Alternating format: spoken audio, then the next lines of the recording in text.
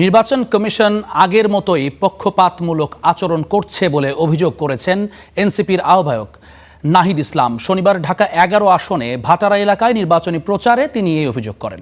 নাহিদ ইসলাম বলেন, নির্বাচন করতেই হবে, তবে ভোট সুন্দর করতে যা যা প্রয়োজন তার নির্দেশনা দিচ্ছে তার দল।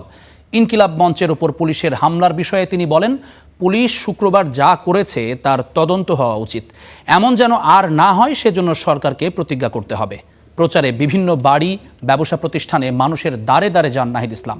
এ সময় এলাকার যাতায়াত, ড্রেনেজ ব্যবস্থা, পানি, গ্যাস সংকট নিরসনের প্রতিশ্রুতি দেন নাহিদ। পুলিশ গতকালকে যেটা করেছে এটা ন্যাক্কারজনক, এইটার তদন্ত হওয়া উচিত এবং ভবিষ্যতে যাতে এটা না হয় এই ধরনের হঠকারী আক্রমণ, তো সেটার জন্য কমিটমেন্ট আসা উচিত সরকারের তরফ থেকে। নির্বাচন কমিশনের অবস্থার পরিবর্তন হয়নি, সেও আগের মতোই পক্ষপাতিত্বমূলক আচরণ করছে।